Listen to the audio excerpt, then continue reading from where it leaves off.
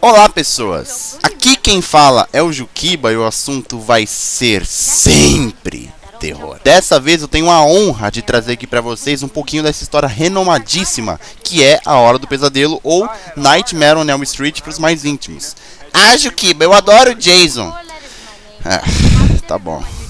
Mas antes, não pense você que Freddy Krueger nasceu em Fred vs Jason. A história dessa saga vem desde 84 e dura 10 anos com o sétimo e último filme da franquia.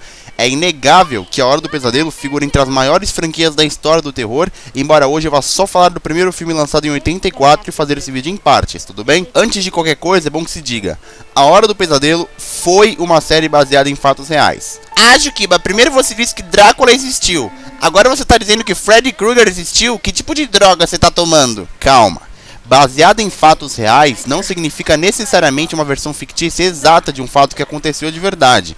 Às vezes, usa-se só o contexto, ou só a causa, ou só a consequência, ou a moral da história, e baseado nisso cria-se um enredo. Não é porque A Hora do Pesadelo é baseada em fatos reais que isso implique necessariamente que Freddy Krueger matava pessoas nos pesadelos. Bom, então como funciona? Vamos aos fatos. Nos anos 70, um grupo de imigrantes que veio do sul da Ásia, mais precisamente do Camboja, se refugiou nos Estados Unidos. As fontes divergem um pouquinho sobre a localização exata desse ocorrido, mas isso é o que menos importa. Algumas dessas pessoas vieram relatar frequentes pesadelos que, de tão perturbadores que eram, deixavam as vítimas, entre aspas, com medo de voltar a dormir.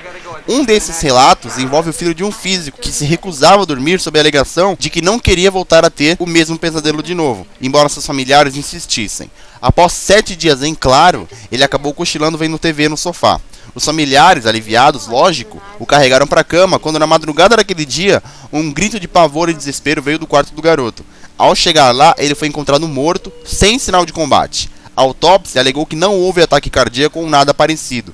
A causa de sua morte e de inúmeros outros com a mesma descrição é inexplicada até hoje, embora posteriormente, alguns médicos atribuiriam esses óbitos a algum problema no coração das vítimas. Essa série de mortes inexplicadas foi chamada de Síndrome da Morte Súbita Asiática, e fez com que o cineasta Wes Craven bolasse uma história a partir disso e criasse um personagem que causasse essas mortes durante o sono. Assim nasceu Freddy Krueger e A Hora do Pesadelo. Aliás, daí nasceu a ideia. Wes Craven é tão brilhante que ele detalhou uma história particular magnífica para esse personagem.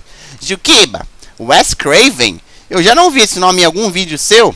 Pessoa, se você reparou nisso, eu tô muito orgulhoso de você. No vídeo de A Maldição de Samantha, na avaliação final, eu conto que aquele filme foi produzido por esse homem. Wesley Earl Craven nasceu em 2 de agosto de 39 na cidade de Cleveland, estado de Ohio. De pais religiosos, o acesso dele a filmes de terror era muito restrito devido a essa crença. Curioso, né? Em sua juventude / adolescência, ele se formou em psicologia e literatura americana. Essa última sendo a área que ele viria a exercer mais pra frente, como professor. O gosto por histórias, a proximidade com a escrita e com a leitura sempre existiu, desde a infância. E esse gosto pela literatura fazia Wesley escrever bastante, fosse contos, poesias, antes e depois de se formar. O primeiro filme mesmo escrito por esse ser humano foi The Last House on the Left, ou A Última Casa à Esquerda, lançado em 72. Se você conhece, sabe que estamos falando de um clássico, mas só para citar alguns outros dos filmes que Wes Craven esteve envolvido, além, é claro, de A Maldição de Samantha e de A Última Casa à Esquerda, temos Quadrilha de Sádicos, Benção Mortal, Shocker, As Criaturas Atrás das Paredes, Amaldiçoados, A Sétima Alma, Voo Noturno. Juquiba, eu não conheço nenhum desses filmes. Não tem problema absolutamente nenhum. Quer ver só? Wesley dirigiu todos os filmes da franquia Pânico. Ou seja, o cara é um mito. Bom, deu pra conhecer um pouquinho, né? Agora vamos conhecer a história que esse cara fez pro Freddy Krueger. No ano de 38, a freira Amanda Krueger, por engano, ficou presa em um manicômio localizado na rua Elm. Lá dentro, Amanda foi vítima de um estupro coletivo causado por boa parte dos internados. Esse abuso sexual gerou um filho obviamente indesejado, mas como uma freira, seguidora e devota da Igreja Católica e seus ensinamentos, a ideia do aborto era impensável e ela foi obrigada a ter o bebê.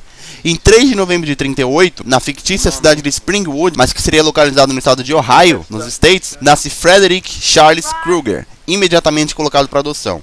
Um homem de sobrenome Underwood assinou a papelada e levou o pequeno garoto para casa. Longe de dizer que esse senhor era um exemplo de pai. O cara era um cafetão que maltratava demais seu filho adotivo. A infância de Fred praticamente se deu através da convivência com prostitutas e bêbados. E se fosse só isso, até que tava bom. Underwood batia tanto no garoto, mas tanto, que durante boa parte dessa infância o garoto foi pego em depressão, no mais alto nível de lamentação simplesmente por existir, chegando a se cortar com lâminas de ferro extremamente afiadas, sem entender o que ele tinha feito para merecer um pai, entre aspas, tão maldoso e violento. No último dos dias em que foi espancado, Fred se revoltou contra seu pai e o matou com a mesma lâmina que ele usava para se cortar. Nossa, Juquiba, essa parte não é meio exagerada? Pessoa, se imagine sofrendo agressão física e psicológica por anos daquele que se diz seu próprio pai. Uma hora você acaba estourando. Paciência, ela tem limite. Bom, vida que segue, chega de abusos, os anos se passam e Fred, já adulto e agora trabalhador, operar em uma fábrica, constituiu uma família casando-se com Loretta e tendo uma filha chamada Catherine. Na época, em meados dos anos 60, a cidade passava por uma turbulência onde um assassino chamado Retalhador de Springwood matava crianças sem deixar rastro. Em 66, Loretta descobriu instrumentos de tortura no porão de sua casa e percebeu que o retalhador da cidade era seu marido. Meio óbvio, se você nasce e cresce em meio à violência, você tende a ser violento a vida toda. Sofrendo repressão familiar, Fred matou sua esposa e sua filha o denunciou à polícia local, mas ele não ficou preso por muito tempo por escassez de provas. Eis que os condôminos e moradores de Springwood, alguns desses pais das crianças mortas, se rebelaram contra a soltura de Fred Krueger e decidiram ir atrás do maníaco. Ele se refugiou na fábrica em que trabalhava, onde passava a maior parte das noites abusando e matando crianças, até que os moradores revoltados atearam fogo no lugar. Sem opção e aceitando seu destino, Fred invocou o demônio dos sonhos, pedindo a imortalidade e, em troca, mataria todas as crianças que pudesse durante os pesadelos. Acho que então é por isso que o Fred sempre aparece numa fábrica? Exatamente. Bom, então vamos partir para a história dessa franquia, lembrando que esse vídeo se refere só ao primeiro filme. Essa história que eu resumi aí em cima basicamente conta a história do filme, então pouco vai ser preciso falar dele, mas alguma coisa vai precisar ser dita. Você já sabe que mais detalhes vêm no final do vídeo, já sabe que esse vídeo tem spoiler, então preparados ou não, partiu.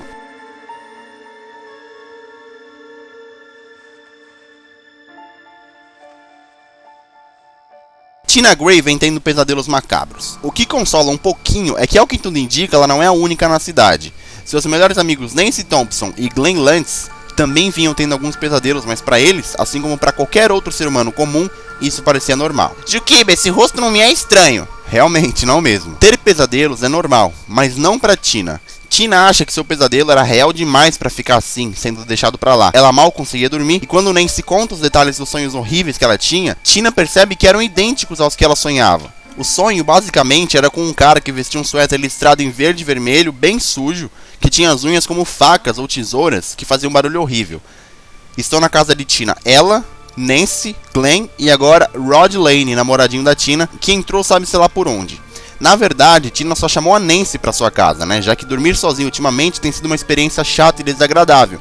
E já que seu pai a tinha abandonado e sua mãe estivesse viajando com o namoradinho, mas em todo caso acabaram dormindo ali todos os quatro.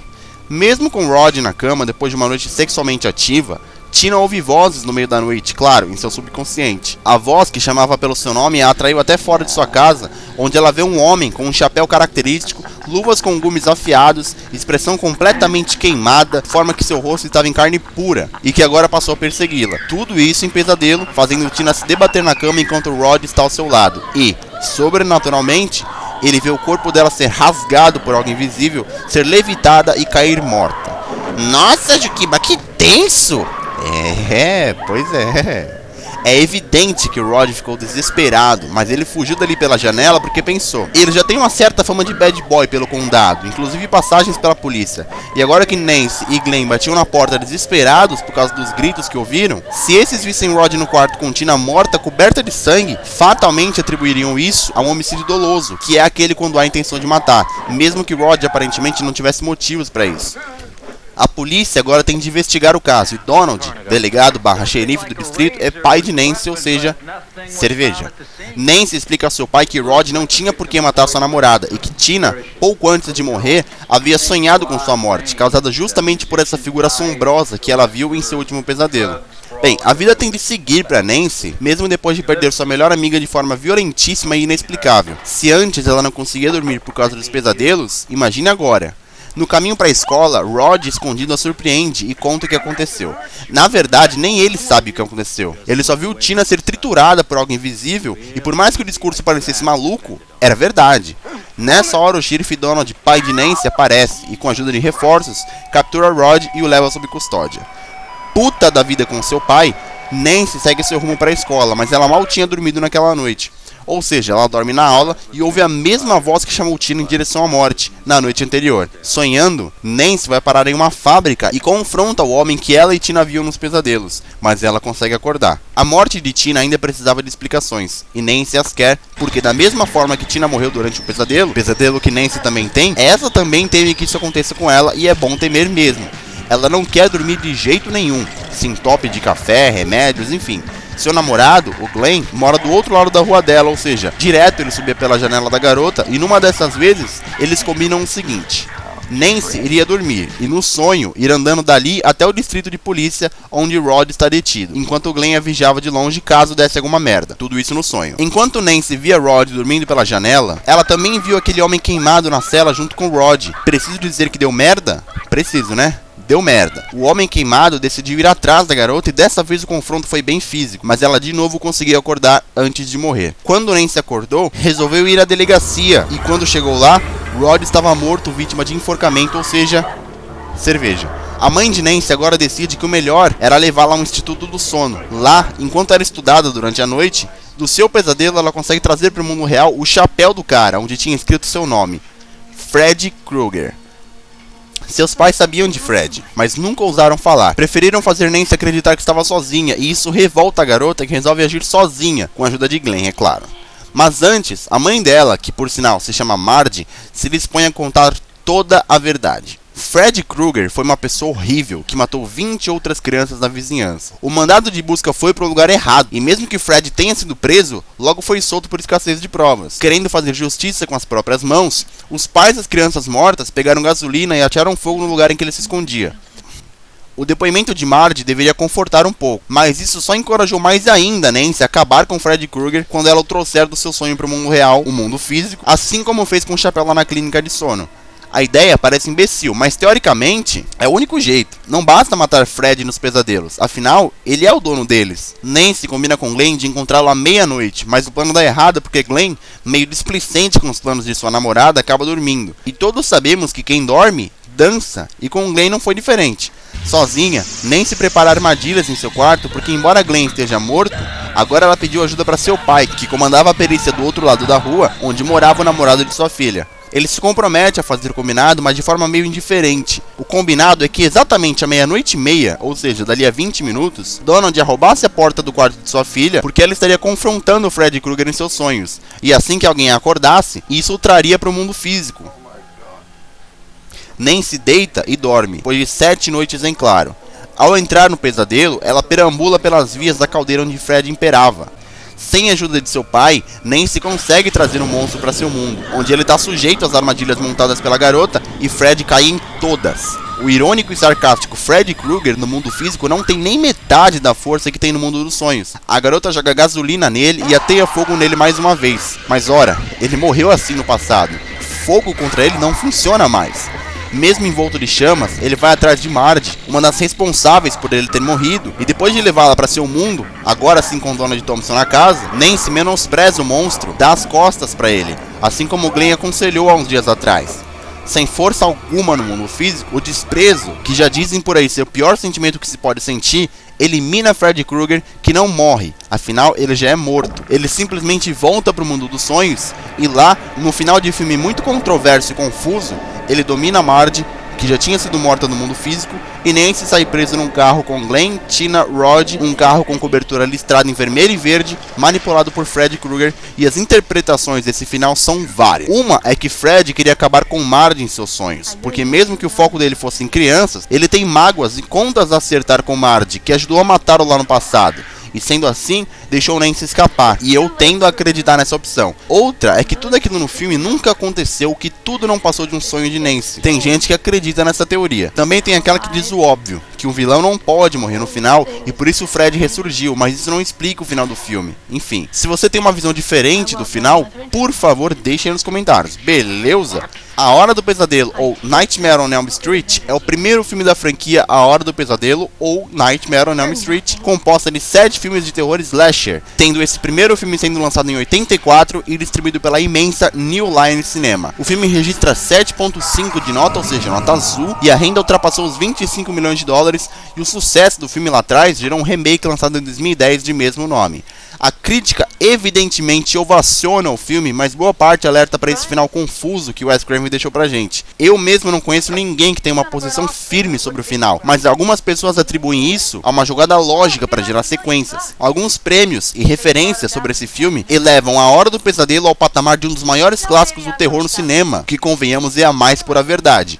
Esse foi o primeiro filme de Johnny Depp, que hoje é reconhecidamente um dos melhores e mais completos atores da atualidade. Agora vem cá, vamos conversar uma coisa. Não só pelo enredo do filme, não só pela produção, mas esse filme representa uma era. Aliás, representa um marco. A Hora do Pesadelo é o tipo de filme que não se esquece, porque querendo ou não, lá nos seus 60, 70 anos, você vai lembrar quem foi Freddy Krueger, um vilão histórico que se manifestava em pesadelos. Isso é o que torna um filme um clássico, um filme que passam anos, passam décadas e ele continua no topo, continua sendo visto e procurado por cada vez mais pessoas. E aí, na minha opinião, não importa se as pessoas viram o remake de 2010 ou se viram o original de 84.